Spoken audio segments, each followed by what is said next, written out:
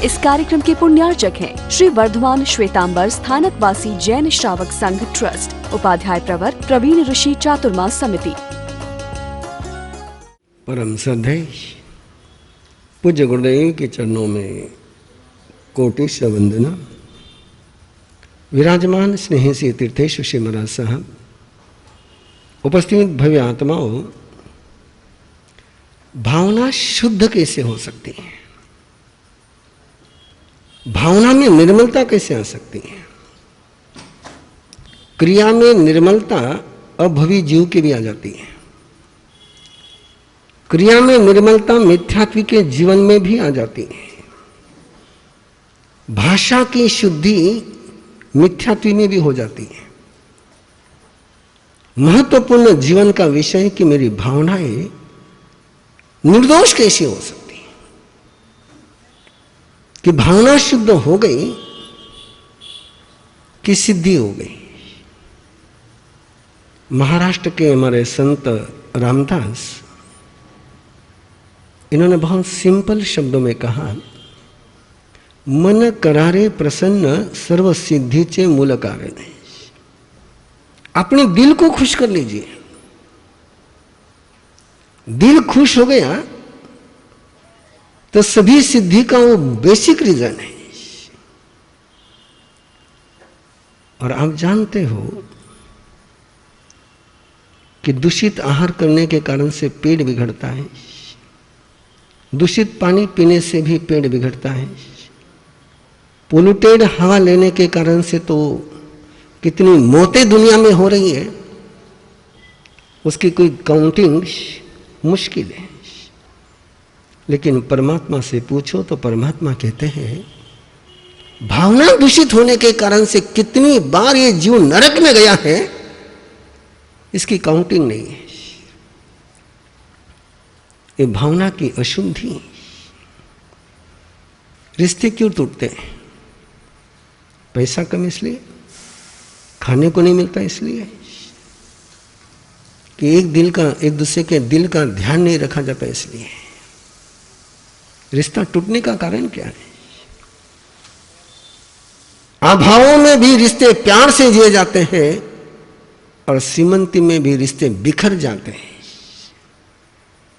और कारण खोजोगे तो एक ही कारण मिलेगा कि एक दूसरे का दिल हिलता नहीं। ये अंडरस्टैंडिंग कैसे आ सकती है? ये न केवल तुम्हारा सवाल है, न केवल मेरा सवाल है। आज विश्व के हर व्यक्ति के पास यही समस्या है। एसी तो मिल जाएगी, एसी परचेस कर सकते हो, और एसी आपके बॉडी को ठंडक दे सकती है, लेकिन दिल को ठंडक नहीं दे सकती है। और आज नहीं कल नहीं परसों नहीं, कभी ऐसी एसी नहीं बन सकती है कि जहां दिल को राहत मिले। और दिल को राहत मिल जाए, भावनाएं शुद्ध हो जाए, तो कोई हत्यारा बन पाएगा, कोई आतंकवादी बन पाएगा, कोई टेररिस्ट बन पाएगा। ये जो एक दूसरे के खून के प्यासे बनते हैं,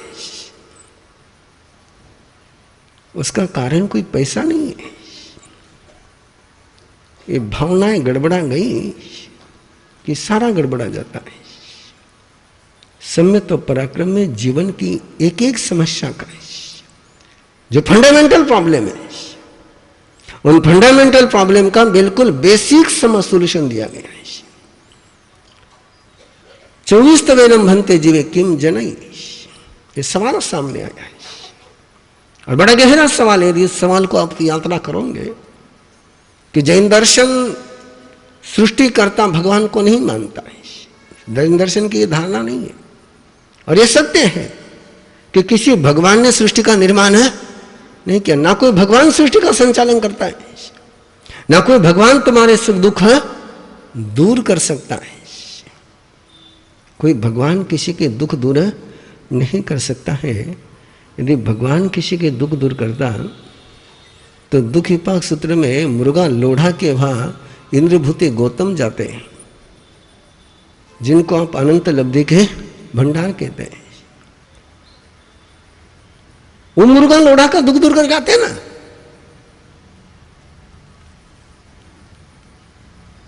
ये धारणा, ये सत्य नहीं कि कोई भगवान किसी का दुख दूर कर सकता है, कि भगवान आपको दुख देता ही नहीं तो दुख दूर कैसे करेगा, ये काम उनका है ही नहीं। इसलिए इस दुनिया में कार्ल मार्क्स ने जब कहा कि धर्म आफू है, धर्म अफीम है, तो क्यों अफीम कहा? उसका मूल कारण, यदि उसने जैन दर्शन पढ़ा होता, यदि वो जैन धर्म का अध्ययन करता, तो जिंदगी में कभी कह नहीं पाता कि धर्म अफीम है। कि जैन धर्म बेसिकली, जैन धर्म जिस धर्म को आप मानते हो उस धर्म की बात नहीं कर रहा हूं।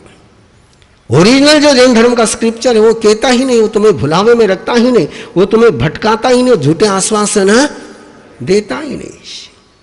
सोच सकते हो, कभी सोचा नहीं होगा लेकिन सोच सकते हो, यदि किसी गुंडे को, किसी हत्यारे को, किसी पापी को कोई आश्वासन दे कि तू कितना ही पाप कर ले, मेरे पास आएगा तो तुझे पाप की सजा नहीं मिलेगी, तो दुनिया में पापी बढ़ेंगे कि धर्मी बढ़ेंगे? इनको क्या कहते हैं आपको पता है? डॉन कहते हैं, डॉन। डॉन का क्या काम है? कि तू चाहे जितनी हत्या कर करके आ जा, मैं तेरे साथ खड़ा हूं, तेरा कोई बाल बाका नहीं कर सकता है। इस वृत्ति के कारण से दुनिया में पापी बढ़ते जा रहे हैं कि वहां एक सूत्र चला गया है, तू कुछ भी कर ले, मेरा शरीर में आ जाए, तेरे लिए मैंने सारा खून बहाया है, तेरे लिए मैं सूली पर लटका हूं, तुझे तेरे पाप की सजा नहीं मिलेगी। यदि पाप की सजा नहीं मिलेगी तो कोई पाप से बच पाएगा? ये जितने भी दुनिया में अपराधी बढ़ रहे हैं, ये तथाकथित डॉन के कारण से बढ़ रहे हैं। क्या आश्वासन दिया गया कि तू चाहे जितना पाप कर ले,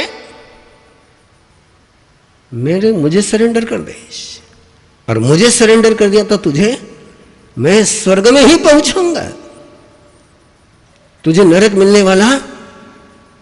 ऐसा हो सकता है? और ऐसी धारणा फैलाने के कारण से दुनिया में रोज पाप है। वो कहते क्या है, जाएंगे गंगा, जाएंगे स्नान करके आ जाएंगे, सारे पाप है। यही तो चल रहा है। गंगा में तुम्हारी राख बहाने से तुम संसार सागर से तिर जाओगे, और तुम्हारे मरने के बाद कोई ब्राह्मण आकर के शांति कर्म करेगा, तुमको वहां शांति मिलेगी? ऐसा हो सकता है? ये सारा पाखंड चल रहा है, और इस पाखंड के खिलाफ दुनिया में कोई धर्म खड़ा है? जैन धर्म खड़ा है। एकमात्र कोई खड़ा है पाखंड के खिलाफ। लेकिन डर तब होता है कि उसी धर्म के नाम से जब पाखंड चलाया जाता है। इसलिए सवाल था कि यदि भगवान दुख दूर नहीं करता है, भगवान तुम्हारी इष्ट कामना पूरी नहीं करता, तीर्थंकर महावीर कोई आशा पूरा देवी नहीं है कि तुम जाओ नो तुम्हारी आशा पूरी कर देंगे। और तीर्थंकर ने किसी को आश्वासन दिया नहीं कि तू मेरे पास आएगा तो तेरे बेटे की शादी हो जाएगी। दिया है नहीं, तू मेरी साधना कर ले तो तुझे बेटा हो जाएगा, तेरी दुकान अच्छी चल जाएगी। ये परमात्मा कहते ही नहीं है, और ये परमात्मा को लेकर के कोई सोच ही नहीं सकता है। आप बाकी सब जगह मन्नत मान सकते हो, तीर्थंकर के मंदिर में मन्नत मानने का भी कोई सुधरा नहीं है ही नहीं। इतना प्योर, इतना शुद्ध धर्म। सौभाग्य तुम्हारा कि तुम्हें बिना मेहनत के मिल गया है। शायद यही सबसे बड़ा गुनाह हो गया है ना, यही गुनाह हो गया है। किसी को डायमंड बिना मेहनत का मिल जाए तो उसको लगता है कंकर है, यही गुनाह हो गया है शायद। और इससे बढ़कर के जिंदगी नादानी क्या होगी कि हम डायमंड को कोयला समझ करके जीने लग जाए। इससे बढ़कर दुर्भाग्य क्या हो सकता है। और ऐसे समय में फिर यह सवाल सामने आया यदि तीर्थंकर कुछ करते नहीं है, तीर्थंकर कुछ देते नहीं है, तीर्थंकर कुछ लेते भी नहीं, वो तुमसे नारियल भी नहीं मांगते, गुड़ भी नहीं मांगते, पेड़ा भी नहीं मांगते, कोई प्रसाद भी नहीं मांगते हो। बाकी सबको तो चढ़ाना पड़ता है, और तीर्थंकर को तो कुछ चढ़ाने का विषय है ही नहीं, बिल्कुल क्लियर भूमिका है। और फिर सवाल उत्पन्न हुआ, फिर तीर्थंकर की प्रार्थना क्यों करनी, तीर्थंकर की स्तुति क्यों करनी? भाई जब कुछ देते नहीं, कुछ लेते नहीं, बीमारी दूर करते नहीं, तो फिर काहे को स्तुति करना? कहने जाए ना गीत गावना उरा माथो रगड़े तो कहीं देवे तो ही को नहीं, कंजूसरा महाकंजूस है ना, देवे तो कहीं को नहीं, बिजगन जाए ना माथो रगड़ना। ये सवाल है जैनियों के सामने, और बहुत बड़ा सवाल है, और उसका उत्तर दिया गया 24 तवेनम भन्ते जीवे किम जनई, दंसन विशोहीम जनई। दर्शन की विशुद्धि हो जाती है, श्रद्धा की विशुद्धि हो जाती है, भावना की शुद्धि हो जाती है, भावना निर्मल हो जाती है, भावना में बीमारी रहती नहीं है। और भावना में बीमारी रही नहीं तो भ्रम होते हैं, ये भ्रम के पीछे सारी दुनिया भटक रही है। तीर्थंकर परमा के स्तुति करने के कारण से भी सबसे बड़ी उपलब्धि कोई है जो और कहीं से नहीं हो सकती। 24 तवेनम भन्ते जीवे किम जनई, दर्शन विशोहीम जनई।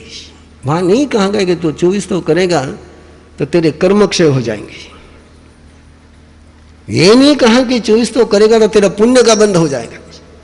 देखिए थोड़ा सा आप शांति से समय तो पराक्रम की आराधना कर रहे हो, और समय तो की पराक्रम की आराधना में भी थोड़ा सा भी सोचते चले जाओगे। लिख सकते थे ना 24 तो करेगा तो भगवान थारा खुश हो जाएगा, थारा काम हो जाएगा, है ना, थारो कहीं काम है रुकेला नहीं, थने रोटी मिल जाएगा, बिना मेहनत रो थोड़ा सगळं काम है। नहीं लिखा, एक ही बात लिखी केवल कि तेरी जो दर्शन है, तेरी जो दृष्टि नहीं, दर्शन। दर्शन किसको कहते हैं? एक दृष्टि है, एक दृश्य है, दृष्टि और दृश्य के संयोग से जो होता है उसको दर्शन कहते हैं। उसके लिए केवल आंख होना पर्याप्त नहीं होता है, केवल वस्तु होनी पर्याप्त नहीं होती है।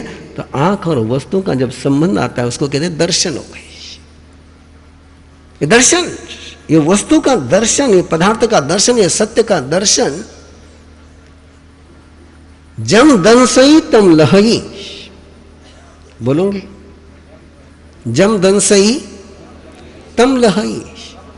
जो जैसा देखता है उसको वैसा ही मिलता है। बात किसकी? आंख की है? नहीं। जैसा तुम वैल्यूएशन करते हो, दर्शन का मतलब जैसा तुम वैल्यूएशन करते हो, जैसा तुम मूल्यांकन करते हो, परिस्थितियां तो वही है, लेकिन उन परिस्थितियों का मूल्यांकन आप क्या करते हो वो दर्शन तय करता है। और वो मूल्यांकन के कारण से ही जीवन में शांति भी आती है, जीवन में अशांति भी आती है।